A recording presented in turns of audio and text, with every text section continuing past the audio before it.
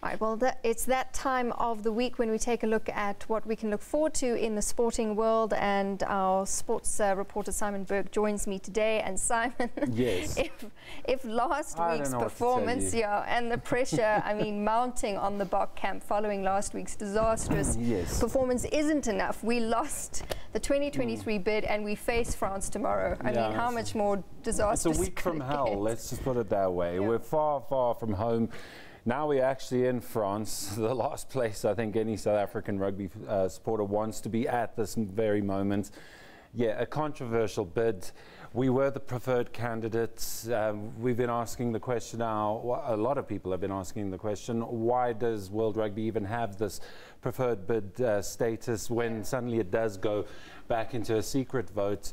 And they try to justify it, but it just doesn't hold up. And the end of the day, it looked like it was hardcore lobbying on behalf of the French and influencing some of the smaller rugby unions that got them the vote. And now we just have to live with it and also play a test match against them at the Stade de France in Paris on Saturday night at about, I think kickoff is 10 o'clock at night. And it's not going to be easy because you alluded to the fact that, yes, we got thrashed by Ireland, absolutely pummeled. And it doesn't look like it's going to get any better against the French, because although we did beat them in June, you know, 3-0, it doesn't mean things. You've got to play what's in front of you. The French are also different in France, and this is now their season proper. It's winter there. That was summer, so they had, you know, test teams, you know, like a speculative team. So yeah, there's a lot of factors at play here, but the bottom line is the Springboks have to pull up their socks in a big way. Absolutely. And I mean, I don't even know if a victory is going to help ease the woes that this team is facing, and also the pressure on the coach. I mean, there's rumors now circulating that this is his third last match in charge. Alistair could say people, you know, the rugby bosses have had enough. I don't know if that's true.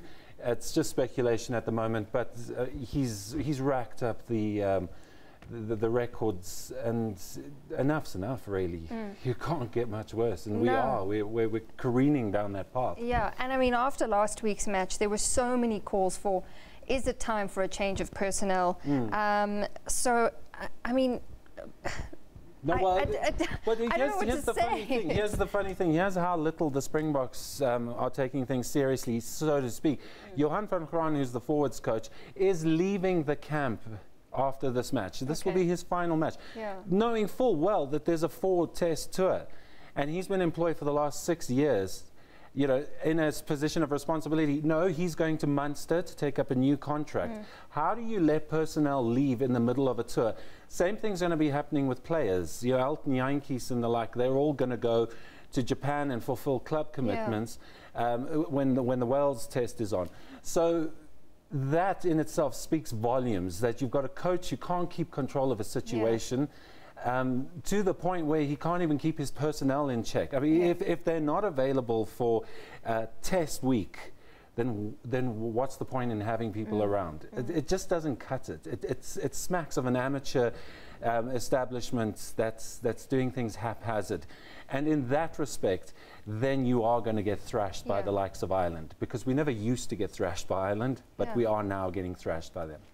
And looking at the team for tomorrow, I mean, he has made changes. Is it going to help? I don't know.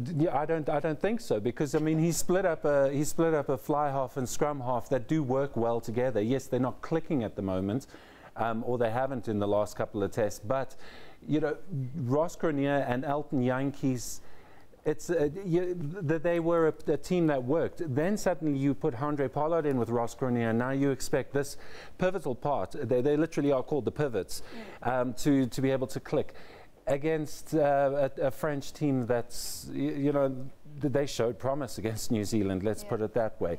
So that's a bit iffy. And then not knowing what to do with the centres. You know, Jesse Creel not having the greatest of time at outside centre. Francois Fenton now with a lot on his shoulders coming in at inside centre. And still, the back line, no ideas, no sense of what they're going to do next, no ability to cross, cover, tackle, anything like that. So, yeah, I don't know about the changes so much, to be honest. I suppose we'll just have to wait and see tomorrow. Here's, well, yeah, wait and see. That's all we can do at this moment. But yeah, no, I can't sugarcoat it. Yeah. There's no way. No, there's no way. Okay, let's quickly look at football because we are running out of time. But I mean, we needed to talk about the rugby. Yes.